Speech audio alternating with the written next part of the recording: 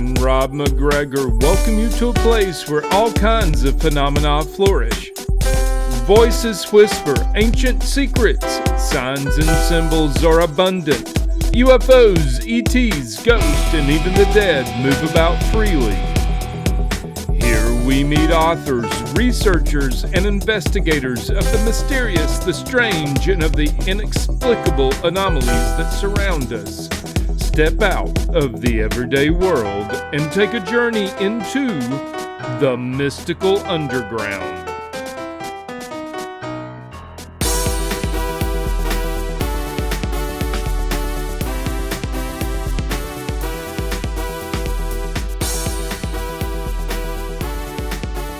Record. And we'll go ahead and start in 3, 2, 1. Welcome to the Mystical Underground. Thank you for joining us. This is Rob McGregor and Trish McGregor.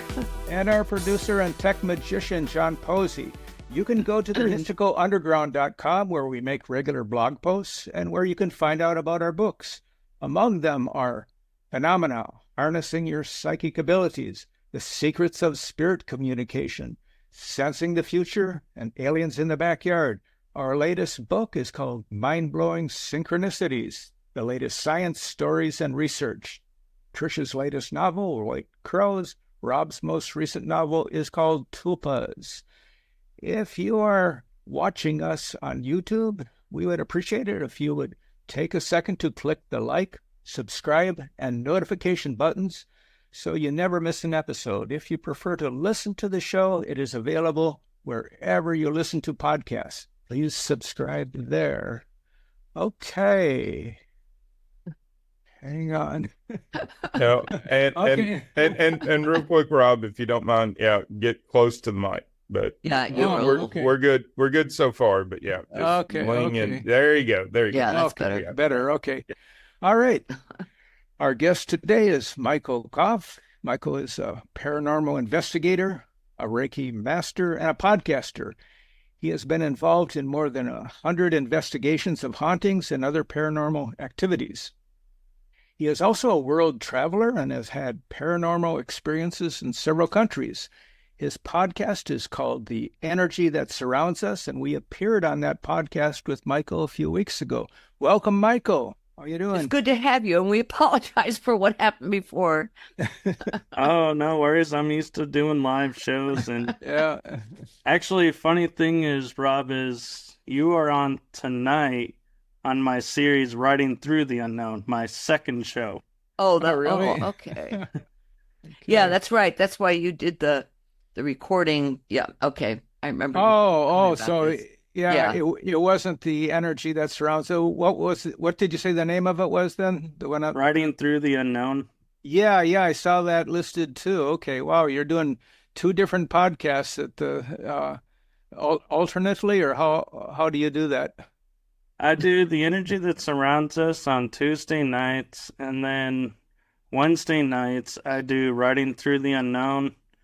And actually, twice a month on Thursdays, we try to do Paranormal Verses, where I co-host with a friend in the UK, Kel Ridley, and Enoch Smith out of North Carolina. Wow. How do you keep all this straight? I have multiple calendars. Right. Yeah, and next month you will be MC at a Disclosure Now conference. Is that true? Tell us about that conference. Where is it? When is it? And Who's going to be there? yeah. So it'll be July 15th to the 18th. It's in St. Petersburg, Florida. Ah. And I believe it's pronounced Serrata Hotel.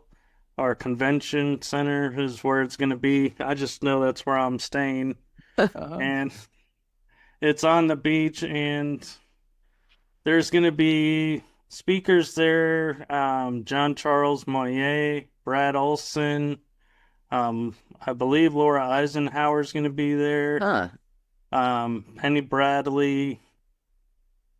And Christy Campbell will be there. And it's a conference that's designed to open people's minds to not only are there UFOs out there and the existence of aliens, but also the fact that our government has been doing some secret programs and utilizing children and other people in these programs, and like MK Ultra, or another acronym is the Secret Space Program. So it's designed to raise awareness and to help people understand that everything we're seeing in the world around us is not necessarily exactly what we think we're seeing, that there is some stuff going on behind the scenes. And so it's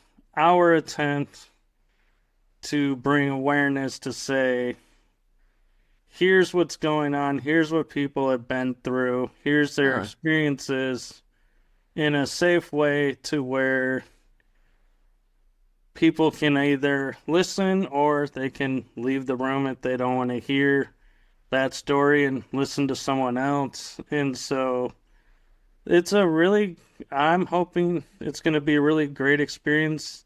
I didn't get to attend the first one last year, but I'll be attending this one, and I'm looking forward to meeting a lot of the guests that have been on my show in person, and just connect, and all the connection that's going to happen. Well, and for what it's worth, I was taking notes because we need to have some of those people on this one. So, well, I have a question, Michael. What does Laura Eisenhower know?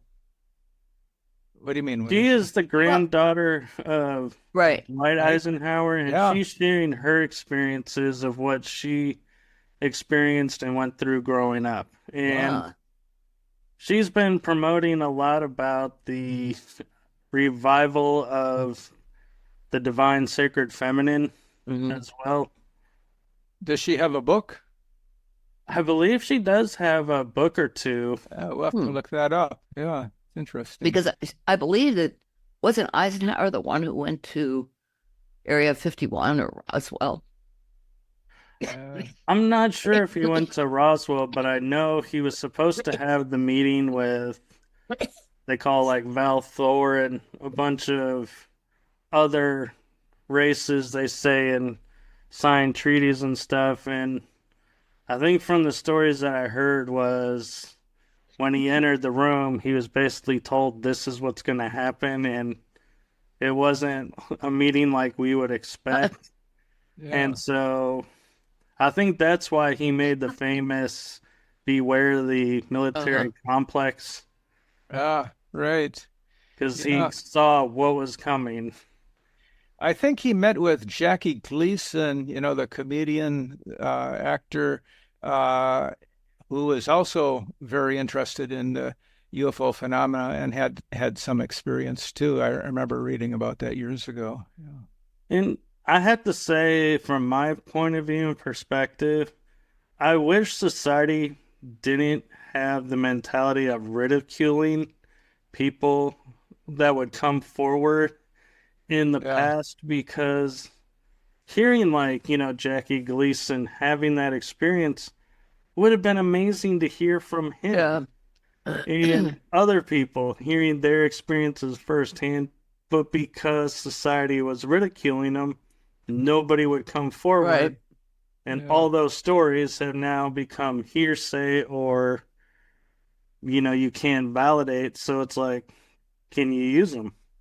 Yeah. Well, even when Whitley Strieber's book Communion first came out, he was really ridiculed. Yeah, it hasn't stopped. It's less not from the mainstream. Science. But it has lessened. People are many more people are more interested and willing to talk and think about it and tell about their experiences. And what about abductions? Everything that I've heard, that's cooled off. People aren't being abducted anymore. Is that the case? Have you heard anything different from that? Well, I think there's been they figured out there's been two levels of abductions. Some of the abductions I've heard are actually they go onto a craft and partake in certain programs and doing stuff with ETs. But then there's also a group that have been abducted, and it's black ops military groups Yeah, that right.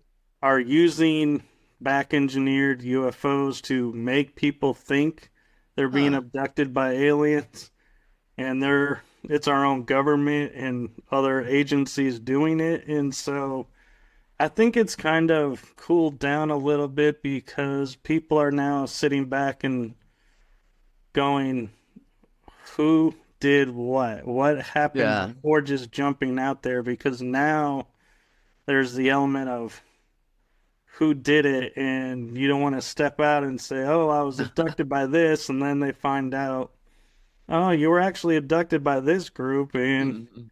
people Yeah. start questioning the credibility. Yeah. And there's another option too, because some abductees, especially when they recall or have go through hypnotic regression, they don't just remember aliens, but they remember military people too, both of them present. And Right. so that's another possibility. Yeah. Hmm.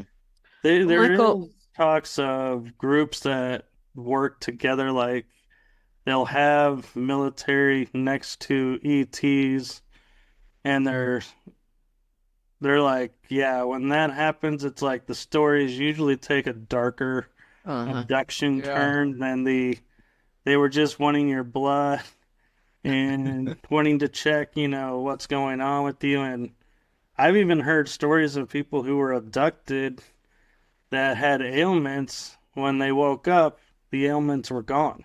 That the ETs abducted and healed them. So I'm Yeah. like, Right. bring that on. I'll take Yeah, that really. any I Yeah. mean, day. come on down now. Yeah. Yeah. We know somebody who had a bad a knee was really painful knee problem, and after her abduction, her knee was completely healed. Well, we also, in Aliens in the Backyard, we wrote about a woman who couldn't get pregnant, but had missing time and ended up pregnant. And then she was headed to Vermont. She lived in upstate New York. This was Deborah. And during the trip to Vermont to go to this specialty clinic, um, she was with two friends. They turned off. It was And a they saw fog. this- They Yeah, went there was through a fog, a really deep fog. So they turned off to wait for a few minutes, and they were on this road where there was this barn. So they went inside, and it was like a restaurant, and there were these two small people who were serving them. And she remembered having something sweet to drink, and Yeah, then they she never. remembered nothing Yeah, for they 3 hours. it was something they tasted that never tasted anything quite like it. A kind of a thick, sweet liquid, and then the next thing they know, they're at the ferry ready to On go Lake in 3 hours. Champlain, ready to go. Yeah. And when Yeah. she got to the clinic, they told her she wasn't pregnant. Yeah. So Oddly enough, that was the same woman who had Yeah. the knee healed too. Had another experience. Yeah, I'll trade off. Why not? Right. Yeah. we'll Since take we're your giving baby, you but we'll missing heal your time. knee. Yeah. Since we're giving you missing time, we'll heal your knee so you Yeah, don't feel right. so bad. And take your baby. Yeah. Actually, talking about taking babies, there's a author here in Texas I've had on my show. Her name is Karen Wilkinson. She wrote a book about having her babies stolen from her. But here was the interesting thing of her story. She would be going to the doctor. They have her recorded as being, like, say, 2 months pregnant, 3 months pregnant. She'll have a UFO experience, and something will feel off, and all of a sudden she'll go to the doctor and she'll say, what's going on? And they go, well, funny thing, you know how we said you were pregnant? Your body has zero evidence of ever being pregnant right now. Hmm. And I'm like, and when I first heard this, I was like, and I even said to her, I said, how in science can you take a body that's been pregnant for so long, that has evidence, all of a sudden there's no evidence. We don't have that technology. Yeah, Mm-mm. that's No, the same yeah. thing that happened to Deborah when Yeah. she went to the specialist. The nurse came back and said, "You're not pregnant. There's no evidence at all that you're pregnant." And yet the test from the previous doctor she'd gone to said she was definitely pregnant. Yeah. So Yeah. I mean, it's stuff like that that to me is so amazing and is unrefutable when you have evidence. You can show the doctor report saying pregnant, the next Right. visit not pregnant, Yeah. no signs. We don't have medical technology to reverse that. Yeah. well, what was weird too about her story, I mean, when she and the other two women left, they went past this same, they never found the road that led to this weird barn where they stopped to have something to eat. It just wasn't there. But that's strange. Yeah. So, Michael, have you had UFO alien encounters at all yourself? So I had an interesting experience where I was visiting my parents and I just had this feeling I needed to walk outside. And so I went outside and my house was maybe like a 8-minute walk from my parents' house. And I'm looking in the direction of my house and all of a sudden I look in the sky because nothing was going on. I was like, why am I out here? And I look up in the sky and there's a cloud above my house. And there's no other clouds really in the sky. It's like there's one huge cloud. And I'm like, that's strange, to have a single cloud in the sky. Was it nighttime? It was nighttime. Uh, And it was really quiet. And all of a sudden, I noticed like a yellowish light and a reddish light going periodically in this cloud. And I'm like, I know heat lightning. It wasn't heat lightning. I know ball lightning. It wasn't ball lightning. The first thing my mind goes is says, these are impacts. Like something's hitting something behind that cloud. And I watch a lot of sci-fi and I'm like, my mind goes, I'm thinking there's laser fights going on where lasers are hitting a shield because it was like a little burst and then it would disappear. No sound, no nothing. And I go, I think I'm witnessing a UFO battle over my house. So Wow. instead of getting my camera out like you would think, being a paranormal investigator, I would, I go inside instead and say, hey, Mom, you want to, or Dad, you want to see a UFO battle in the sky? And my mom goes, yeah. So she came out and we're witnessing this.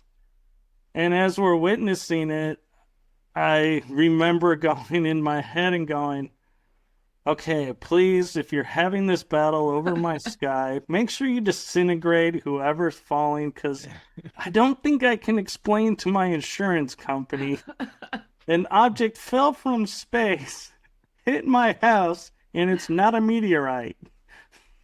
God. But Well, There's that. I was just going to say that historically in the 1950s, there was this Los Angeles battle where the military Right. was firing weapons at no, UFO. it was in D.C. Well, no, it was that, the Battle of Los Angeles, too. Yeah, Yeah. there was one. Yeah. yeah, DC. They were just coming right over the White House. Yeah. On I think 3 consecutive days. But the in Los Angeles, they were just firing on them. Yeah. Well, and that one, if memory is right with the timing, it was like either during or shortly after World War II. So the military was more trigger happy and like going, we got to defend the country. We're still a little bit on nerve of, coming off of this. And so I do wonder if that UFO came over Los Angeles maybe like 5-6 years later, if they would have fired on it or been like, okay, we have something in the sky we're watching. Maybe we should launch some planes to investigate. All right. Let's not open fire first. Yeah. Well, there's the whole question that, people go back and forth. Are they dangerous or are they friends? Dangerous, they're friends. Obviously, they're not too dangerous, or they would have wiped us out already. Obvious, they probably have the capacity to do that easily. You'd think, if they're a million years more advanced than we are, or whatever. Uh, I think maybe it's more like the opposite, that they're protecting us from the others that might want to do that. I agree. And when you look at some evidence of that is there's Renaissance art where people look at it and they go, "Oh, look, this star is shining down, and it's telling us this is a divine person." And I'm looking at the painting, and I'm like, "You do realize that's a flying saucer that's Yeah, right. illuminating this situation, right?" Right. I'm Yeah. like, It's so "No, obvious. it's a star." I'm like, "No, that is not a star." Right. And so, yeah, I mean, it's in artwork, it's in ancient ruins.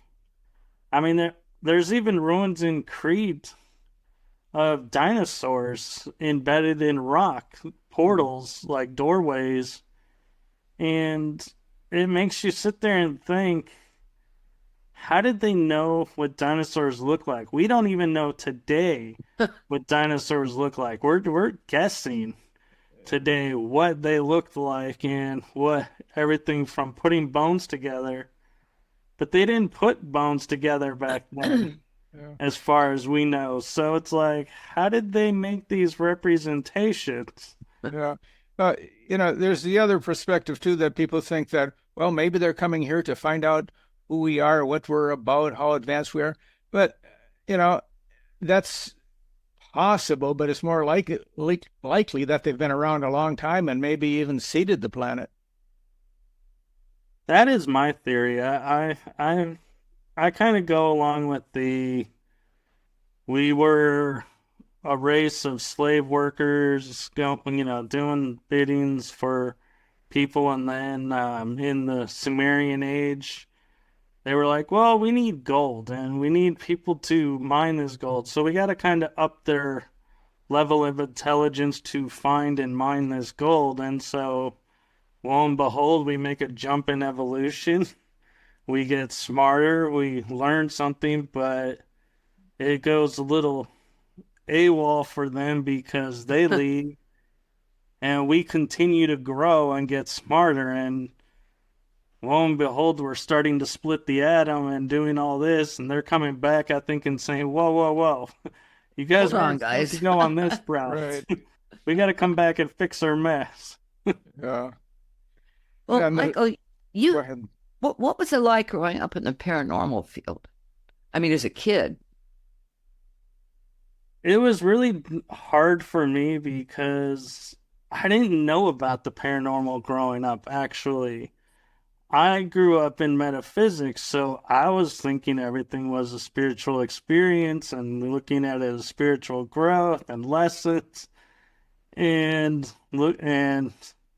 like I would play games with shadow beings, thinking, oh, this is a spiritual race or something that's here to help learn and just having fun with it. And then I get older, start watching paranormal shows, and I'm like, wait a minute, what do you mean that's paranormal?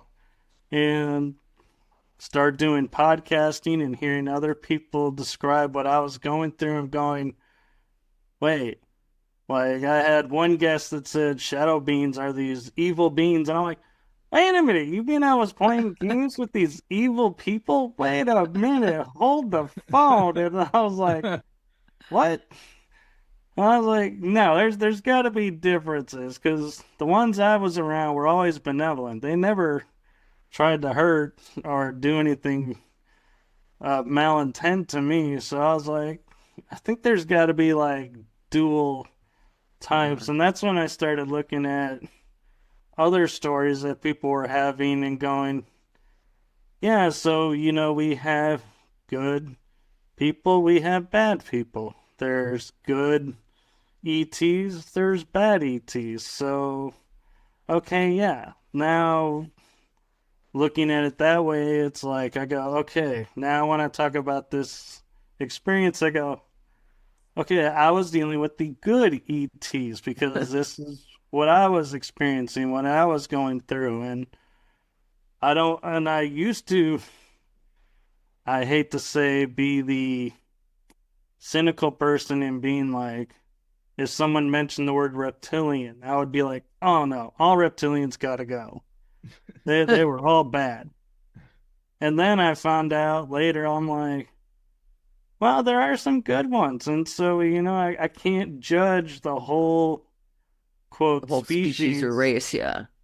by the actions of a few. And then all of a sudden I was like, well, yeah, because there's bad Palladians, there's and good Palladians, there's good and bad, and And when I say humans too, good and right? right, but when I say good and bad, I don't mean like in our terms of going, yeah, like here's the people that are here to save us and here's the people that Yeah. are here to enslave us. I'm looking at it more of the beneficial, they're here to help, and malevolent, meaning they're here to harm. I'm like, Uh-huh. there's the split is there are some races out there who are doing the abductions, putting us into wars for their own needs.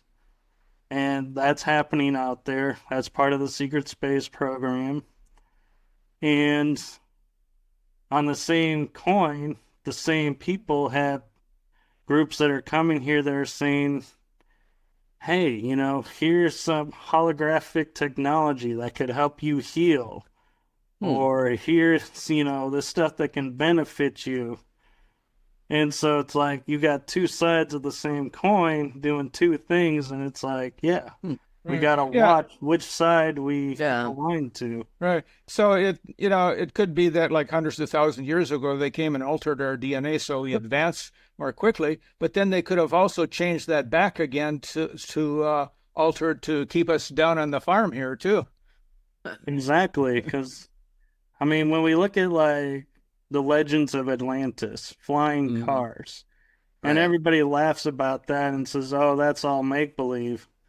I'm like, is it though? Because here we have culture that's aware of things that were not around. Look at the Nazca lines. They Right. have drawings of monkeys. Monkeys did not exist in Nazca. Yeah. How did they know what a monkey looked like? The same with spiders or astronauts, even. And so when you look at the lines, it's like, wait a minute, if we did make those, how did we know what they looked like? Mhm. And they don't like to ask that question. They just are like, no, they obviously seen it and drew the picture. I'm like, not so likely when it's on another across another ocean or two. I don't think, somebody just came over and said, oh yeah, hey, look at this monkey and left. Yeah, I think there's a number of different yeah, uh, things that are cross culture that from a time when they shouldn't know what's going on the other side of the world because wasn't any communication, supposedly wasn't any communication, but there was something going on. Right. And one thing, Rob and Trish, you might find interesting is look at an ancient Phoenician coin. The back of it has the Mississippi River on it. Huh. How did Phoenicians Jeez. know the Mississippi River? And they map it perfectly. And I was talking with a guest, his name is George Mitrovic, and he pointed out the largest vein and collection of copper was the north end of the Mississippi Valley. Huh. Huh. So when they were in the Bronze Age making everything out of copper, they're Interesting. coming to America, mining it, and when copper was no longer needed because we advanced to the Iron Age, then all of a sudden, what does civilization do? Hey, copper's no longer needed. Drop your tools, set sail, and they return home and start working on collecting what they need for the Iron Age. And Huh. we were Interesting. forgotten. And so we actually have history that dates back as far as like the United Kingdom, but because of the change in era and technology, they abandoned us, so we became lost to history until later we were found again. Huh. And everybody goes, "Oh, look at this new land." It's like, we weren't a new land. We've always been there. It's just people forgot. Yeah. Oh, there was also a famous map. I can't remember the name of it right now, from like 2,500 years ago, that shows Antarctica. And I think there's no ice on it either. Right. Yeah, it shows it as a green, lush land until there was a shift in the Right. poles, and then it Yeah. became the ice cap. Right. Yeah. That's Well, cool. Michael, do you think we're approaching something like that now? I think we are, but I don't think it's going to be a shift like people are thinking, where the planet is going, like north is going to become west and cause all these cataclysms. I think the shift is our awareness. Hmm. That is Yeah. definitely going on. Yes. Yeah. Yeah. What I mean by that is A shift in people consciousness. who normally don't see UFOs and believe in that are going to have an experience to where they're going to see it and either go, okay, I'm seeing it, and I don't know if I can believe what my eyes are seeing. And if they choose not to, they're just not going to. But if they choose to, then they're going to start awakening to everything we've already been aware of. Mhm. And I think that's why people like you are coming up with your synchronistic background and theories to help people that are like, I use the term way shower to describe myself. And our job is to simply say, yeah, I'm so glad you're now seeing this. Right. You're Welcome making to this connections. new world where Yeah. look at all this stuff over here that we've known about. Right. And It's we like, can help them transition faster right. and easier. Yeah, it's like the scientists at Skinwalker Ranch. They're using all advanced equipment and experiments, and coming up and being astonished with they see UAPs, they call them, rather than UFOs, and they go right through uh, right through the land and out again, and all kinds of strange things happening. And it's they're like on the cutting edge of science, and they're seeing these things. And They're studying them. yeah. And I gotta give kudos to Brandon, the owner of Skinwalker Yeah. Ranch, because we had prior owners there who did the science, but then They kept it secret. yeah, they never shared anything. Where Brandon's answer is, okay, we may have done this experiment, nothing happened, but we're gonna tell everybody we did this experiment Yeah. and nothing happened. And Exactly. or we're gonna They show share- things that are when it goes wrong, and then that opens up another question: why did it go wrong? right, and it shows. We use the term rabbit hole, and Yeah. I think that's the perfect acronym for it, because as you're going through and you're finding answers and everything, everybody thinks, okay, well, now that I know the answer to this, everything's done. But what people don't realize is, as you're finding these answers, there's more questions coming up. And so it's like you got another layer to go on. And then when you solve that layer, you have another layer, because each answer brings about new questions. Right. And then that's they what Skinwalker explores. yeah, and then they have the spin-off show Beyond Skinwalker Ranch, and they are coming up with at different ranches and different places, coming up with some of the same type of events. And admittedly, I do have my moments where I watch like the Skinwalker Ranch show, and they'll be doing more rockets, and I'm like, yeah, I They have think fun you with guys those are rockets. becoming a show of rockets. Yeah, I know. I've said the very same thing. They're going to shoot up a rocket again. What is the point of this? They love doing it. We have an anomaly at this height. Let's shoot a rocket at it. Yeah. And when they say that, in the back of your mind, you're like, okay, when they say a rocket, you can guesstimate there's going to be like 10 rockets being thrown at this thing. It's never just a rocket. Right. No, it isn't. And then they have these people that bring these drones in and put up 300 drones, above the triangle, and they start falling out of the sky, Yeah. Although my favorite evidence on Skinwalker Ranch that I know can't be faked, and I'm feeling confident that Brandon's brother wouldn't do it even if he could. And that's all the GPS that they get from those flights where he's up in the air doing the experiments and they're dropping these GPS tags and dropping all this equipment that has GPS on it. And then they show it and they're like, did you know at one point you were 20 miles under the ground? And you're like, what? Yeah. What do you mean I went underground? I was above the triangle. I was above this area the whole time. And they go, Yeah. well, here's your GPS data.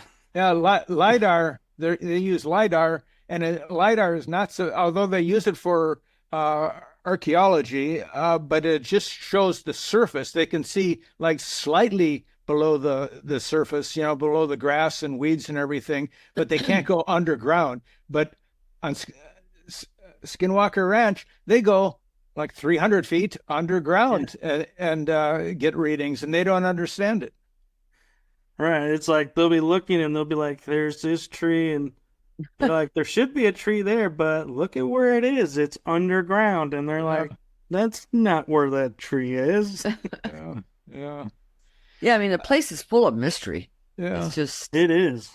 Yeah. So I want to talk to you about some of your past too. You mentioned that you've had 3 near-death experiences. That sounds pretty scary. Could you talk a little bit about that? What happened?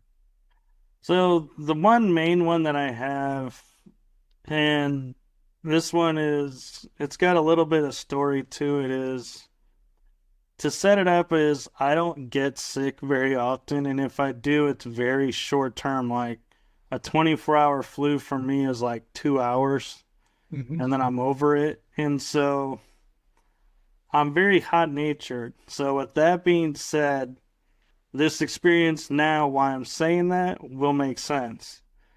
So being in Texas in the summer, it's beastly hot. Well, I'm sitting in my house, in my living room, and I start feeling cold. And I'm like, how am I feeling cold? It's summertime. This is impossible. So I think, well, maybe the AC is off. So right. I don't want to change it, so I can just put a shirt on, and I put instead of a short sleeve, a long sleeve shirt on, and I'm like, I'm comfortable, and I'm watching TV, and I notice I'm still feeling cold, and it's actually getting colder, and I'm like, I know the AC's not broken, so I thought, well, I have this blanket right next to me, I'll just throw a blanket on, and so I'm wrapped in this blanket, and all of a sudden, you know how when you get so cold, it's like you feel like your bone is hurting because it's so cold. It's like a painful cold. Well, I started getting that, and I was like, something's not right. So I put another blanket on, and so I'm sitting here in what most Texas nights are.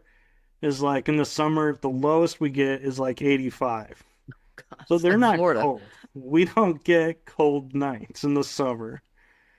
And I am bundled up in a long sleeve shirt, 2 blankets on, and I just keep getting colder and colder. So I worked for my parents at the time, and so I called my mom, and I go, Mom, I don't think I'm going to be able to make it into work tomorrow. Something's really wrong. I am feeling so cold right now. And, I don't get cold. And she's like, I know. Just why don't you go to sleep? See how you feel in the morning. And if, you're still experiencing it in the morning, we'll go from there. But just take care of yourself. Thanks for letting us know. And so I finished watching TV to the point that I could. And then I was like, I gotta go because I'm starting to sweat now. Huh. And it's not a sweat from having all this blankets and long sleeve clothing on. It's a cold sweat. Hmm. And so I'm like, man, I'm even sweating cold. This is not good. So I get up and I notice I'm a little disoriented. And I walk through the hallway and I turn and go down the hallway and I'm seeing my bedroom. And in the center of my room is this 4-post solid wood bed frame. Now I get into my room and the next thing I know, the room starts to spin. Huh. Yes. And then I wake up and I'm on the floor. Jeez. And I'm like, and my chin hurts really bad. And I'm like, why does my chin hurt? And I look and there's a mark on my chin and I go, I must have hit my chin on the bedpost. And I'm lucky I didn't break my jaw or anything. And I come to realize, okay, I'm not feeling so well. It's not that I'm cold now. It's like, it feels like my body has gone through some sort of metamorphosis or change, and it had excess of something. And so I go rushing into the bathroom. Didn't quite make where I was targeting to get, and so had a lot of cleanup. But it reminded me of in movies when you see tissue and everything, when it regenerates, it purges the old out. That's what I felt like I went through. Huh. And I get everything cleaned up and I'm feeling like my normal self. I'm not feeling cold and everything. And I don't know how much time has passed. I never thought to look at a clock to see, Huh. has it been hours, minutes, what happened. But I started to notice my dog came running in and was just sitting there. And I was like, wait a minute. I just realized something. And it's like my mind started putting in different thought patterns like that I was thinking about, started mapping them out. And I'm like, all these things that I was wondering, I'm like, okay, I think I figured them out. And I start to notice my mind is putting things together. And I'm like, this is new. And I go, well, and I'll turn something on and I'll be like, well, this is actually going to end this way. I have I somehow have a knowing of how this is going to turn out.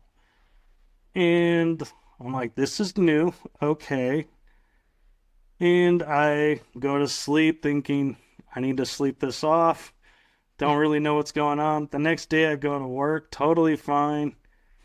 And I start noticing as I'm talking to people, my mind is processing differently. And so I feel like what happened is when my awareness was going to another level, the body shut itself down to be like a computer when it updates itself. It shuts down, reboots, everything new is installed. Well, I feel like that's what happened in my near-death experiences. My body shut down and then rebooted and was like, okay, we're now at this level. We're now understanding this now. And I'm like, okay. And I had another experience, not so drastic, like I didn't pass out or anything, but it's like I was aware, then there was missing time. And then I had a new awareness and I was like, okay, guys, in all seriousness, if you're going to start doing awakenings with me and, upgrading me, stop doing it this way, because I could be behind a car, or I could be, Right. handling something that's dangerous, Right.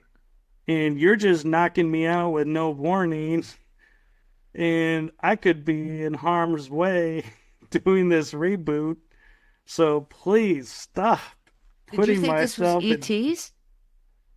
I don't, it could have been ETs and it could have been my higher self. Uh-huh. I really don't know, honestly, 100% to say one or the other. Could have been both. Mhm. And so, but yeah, it's like, it's funny when you have these moments and you're sitting there going to these, if it is, an ET being going insane to them.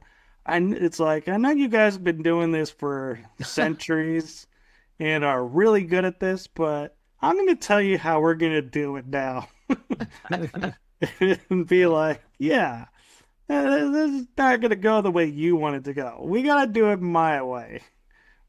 Yeah. So you had to go through some stuff to get to a point where you are now, in a sense. I think so, and I think a lot of people do. And because it's something like, that we don't talk about or isn't talked about regularly, people misidentify it and think, oh, something wrong. They go to doctors, and I'm not putting down, saying don't ever go to a doctor, but sometimes doctors don't know what you're going through either and will just throw pills at it, Yeah.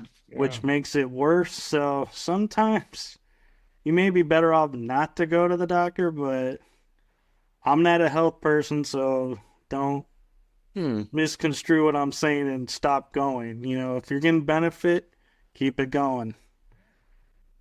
Yeah, sometimes Wow. I don't say everything to a doctor because they're going to come up with some idea for another pill, which I don't need.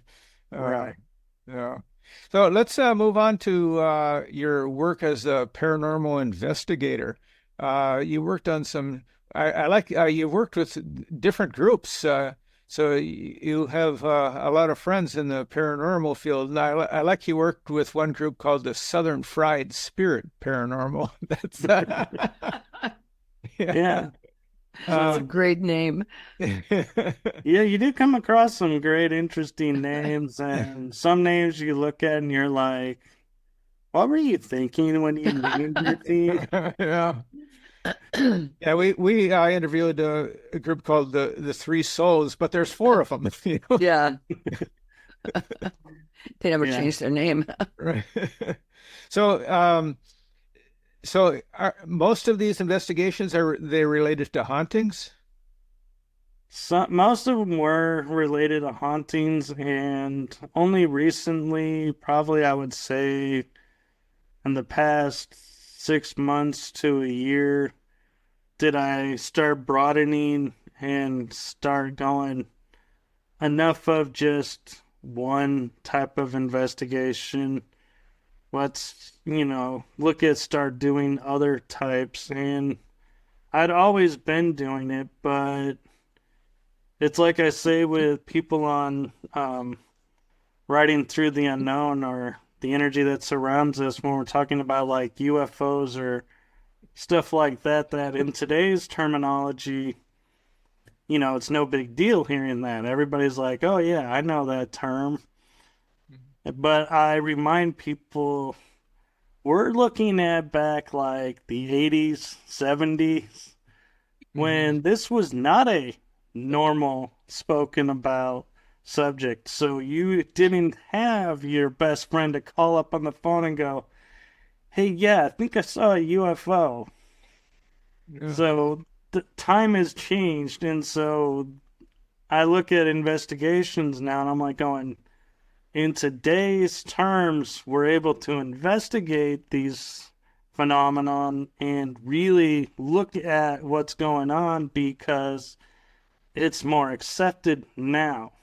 Right. In the past, you had the threat of being locked up in a loony bin for Right. saying, I seen a light in the sky. So you kept it to yourself. So a lot of history is gone that we'll never get back. Yeah, but we've noticed the change ourselves. I mean, when we go to the dog park, take our golden retriever and meet different people, and sometimes they're there because the spouse has died, or somebody mentioned the spouse has died, or somebody's died, and Tricia always say, "Well, have you had contact?" And surprisingly, we've never talked to these people about anything metaphysical, paranormal. Most of them have. And they say yes. That's surprising.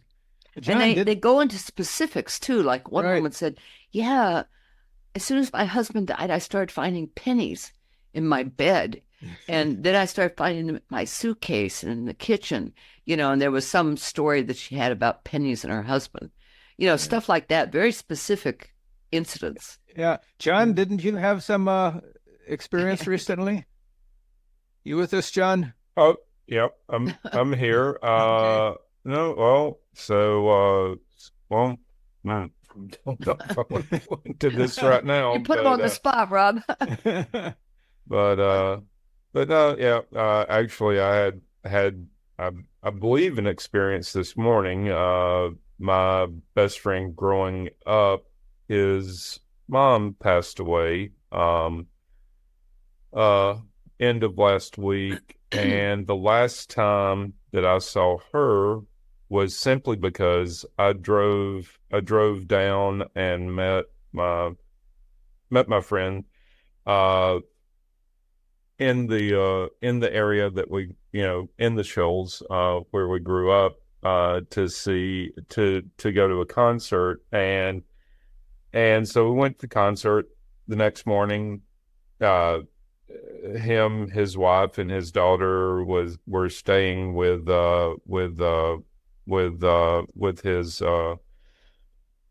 his wife's parents, and so yeah, after the concert, we parted ways, and I was going to get up and drive back up to Huntsville, and my car overheated.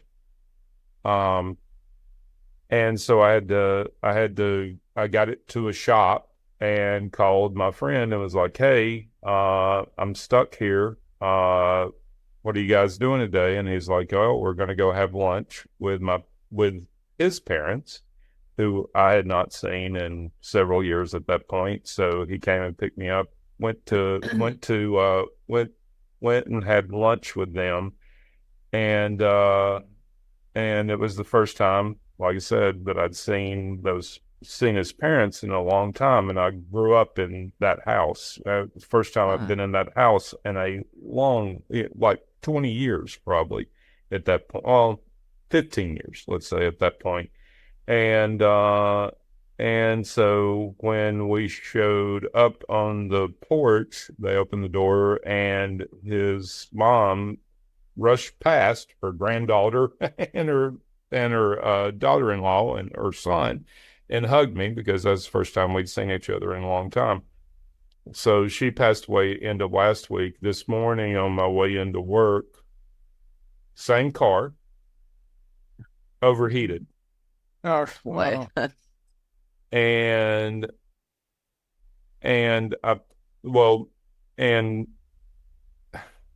so other than that, I really have no connections. I mean, I was pulling in to get something for breakfast in a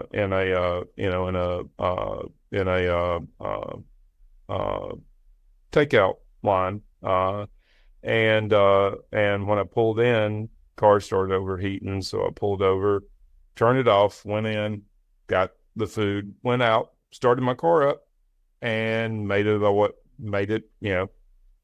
Once I restarted, went into the office and made it back home. But I was like, that's Judy. That's Judy saying, "Yep, Right. yep, that's That's her." interesting. Did you tell your friend?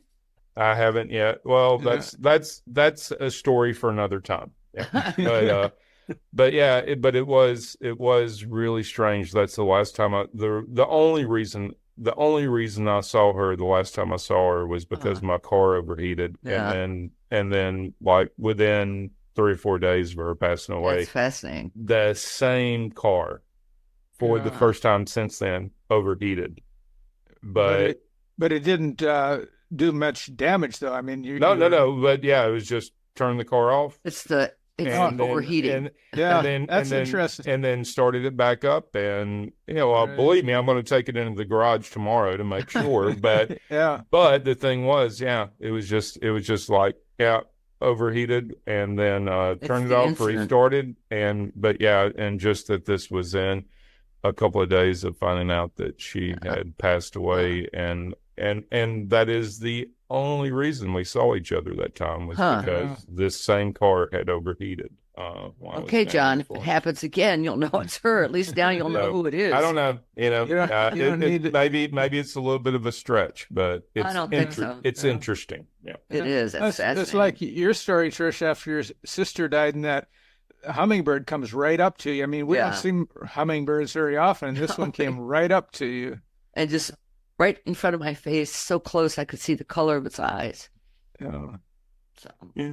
I just think what's beautiful, John, about that is you had the foresight to, when it happened, think about her and go, and it flooded your memory with the last time you met her, this happened, so you were able to put 2 and 2 together, where most people would sit there and go, well, I'm in a hot climate, the car's overheated. Okay, I'll get it checked out and think nothing of it. Exactly. But you started thinking about this experience, so that's where I think it is her letting you know she's okay, because she knew you would think about this. No, that's absolutely what came to my mind, because I was like, because anyways, it was a long time. There was a long period of time to that point, and wasn't even on the agenda. But and at the end of the day, I'm so glad my car overheated that day, because I did get to see her that last time. Yeah, because I grew up with her. So that's fascinating. That's a great story. Yeah, fascinating. That's spirit contact for sure. Spirit contact, also synchronicity. Yeah, we write about synchronicity a lot and talk about it and have these experiences, but sometimes they pass right over by us too, and a week later or 2 weeks later I thought, wow, how did I miss that one? It was so obvious. I mean, at the time, sometimes you just get wound up in life, and what you're doing, you miss it, and then it comes. I had an example that I can't think of it now, but it just I can understand why a lot of people don't notice, but as you're more aware of synchronicity, and open to it, that's the important thing, is being open to it, and if you think it's all coincidence and nonsense, then it doesn't happen. You don't think about it. Sometimes, we notice on news shows that somebody will say something, that's a synchronicity, but they don't know it. They don't use the word coincidence. Right. I love the synchronicity we have of I'm being on this show, and then in an hour we're premiering you being on my show same night, and it just worked out that way. And I was like, how synchronistic is it? And we were able to make it work, and our schedule, make our schedules work. So it worked out, and here we are. And we almost screwed up, though. Rob and I. I will say, in full transparency, ever since I did that recording with them, I started talking with people and noticed, without any programming or any, agenda, the word synchronistic starts flowing from my vocabulary. And I'm like, oh, I think it's like a synchronicity that this is happening. And I'm like, wait, what? Why suddenly am I saying this word a lot? And I think it's like Rob and Trish were saying, once you're aware of it, you're aware of it. And here I'm now aware of how much I say it without realizing how much I've been saying it. And that means you experience it a lot. Yeah. Yeah, you do. And but you don't we don't always notice, but you're noticing much more, Yeah, like an example today is, and you guys might find this interesting, is every morning we try to make the city pool when it's open at 10 a.m. So there's not a lot of crowd, so you have time. You can do whatever you want to do in your little corner of the pool. And today we had so much going on, we didn't make it to the pool until around 2 o'clock. And we were like, well, we may not stay long because this is when the crowds are going to be there. We found out when we got to the pool, there were like 85 people in the water in the morning. It was really crowded. A camp surprised them. And they were like, you actually came at a better time in the afternoon today than in the morning. And we were like, we didn't plan it. And my mom and I looked at each other, go, wow, it's really kind of interesting how we worked out being here at the right time, even though it's not our right time.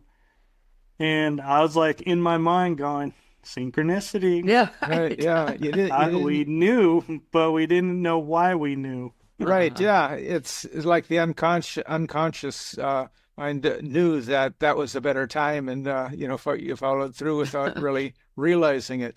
Let's ask one more final question. What do you hope, Michael, to accomplish in the paranormal field? For the future, maybe for future generations to come. That's a really good question, and I would say most people would say leaving my mark and, leaving a legend and leaving experiences behind. But I think my answer actually goes a little bit deeper of, I want people to realize when they say paranormal field, that they don't limit themselves to going, okay, we're going to do haunted houses or go to buildings that are haunted because that's paranormal investigating. I want people to know, I call it fringe paranormal because nobody really wants to talk about it. I'm like, I want the future generation to know everything that's unexplainable is in their domain or possibility to explore, and want them to have that drive to go in and step into that where others may be like, nope, this is what we do, this is our niche, this is what everybody wants. There was that curiosity. Yeah, and they break the mold and say, no more of, we're only going to go to haunted forts or haunted buildings or haunted houses. That we're going to go into a field and look at the sky, see what's out there. Or go and look at this place and go, is there a portal here? Right. And start to push the boundaries of what is accepted and going, what else can be explained here? Is it dimensional? Are we seeing two different timelines? Or is it residual aspects going on here? Are we seeing into a parallel universe? And all these different things that people don't want to kind of engage because they're like, well, we can't prove that. I'm like, well, you can't prove there's a ghost either. Yeah. So that argument to me washes out, and I'm like, you just don't believe in this, so you're not going to engage it. That's fine. But my hope is future generations will sit there and have the courage to go, maybe there's a Stargate over here. Let's go investigate, get a group of people, test the theory. Let's explore. Say, yes or no, there isn't. Yeah. But at least they tried and were open to and not closed off to things. And so I would say that's where I would like to see the future of the paranormal field go, is it's open to everything and not limiting itself. Right. And they're exploring everything. including time travel. Yeah. Yeah. And, I think, people say, oh, time travel to the past is not possible because you could kill your grandfather and that would, you wouldn't be alive. But it's really what time travel to the past about is interdimensional travel Hmm. to a parallel world very similar to the one we exactly lived in, but not the identical one, because you're by the very action of going back in time to that point, you're changing the past. Mhm. Or you were always meant to go, in which case you kept the timeline congruent. Right. Yeah, you can go in circles on that one. Yeah. Well, Cut. everything, everywhere, all at once. Yes. Right. Yep. Yeah. Thank you very much, Michael. Oh, this is great. Oh. We really apologize again Yeah. for screwing up at the beginning. I actually have a time travel experience, if I can share real quick. Sure. Oh, that'd be yeah. great. Yeah. I was at Vicksburg and the battlefield, and we were touring it, and I'm sitting in the car, and I say to my mom, I can smell the gunpowder, I can smell the blood in the air, I can taste the grittiness of the air, and I can see like people moving. I didn't see them as apparitions. I saw actual troops Mhm.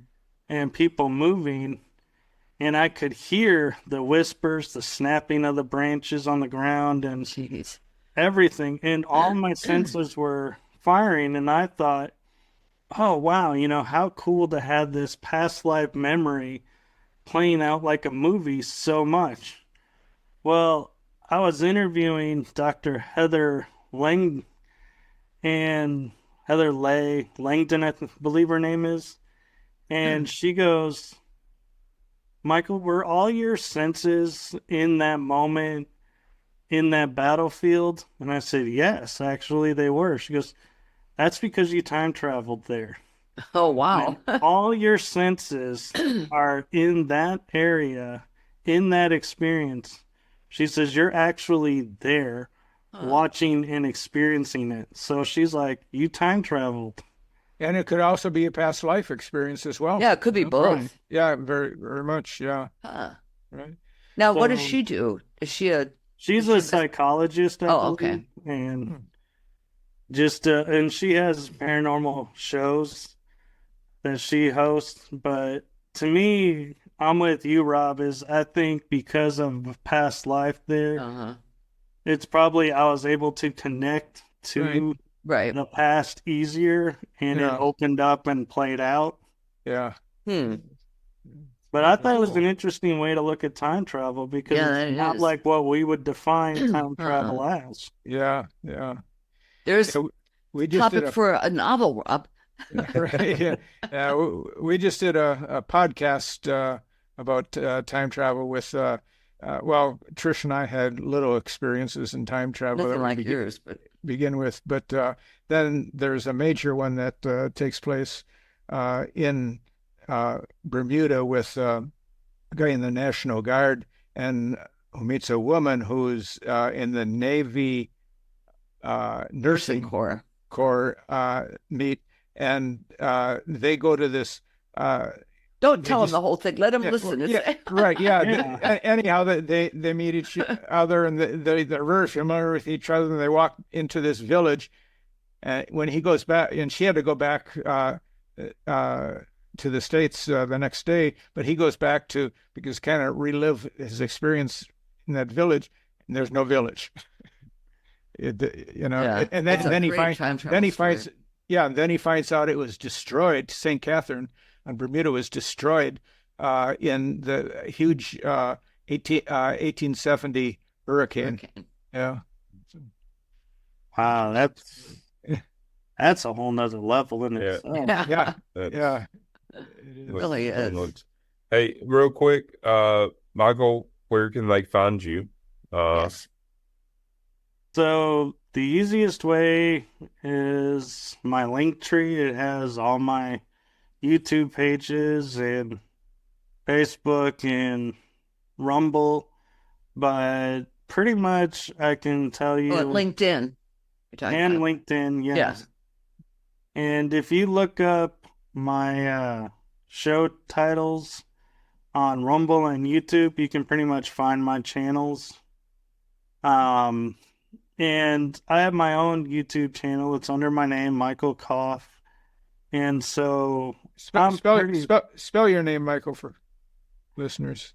it's Michael. Last name is Kop as in Paul, F as in Frank.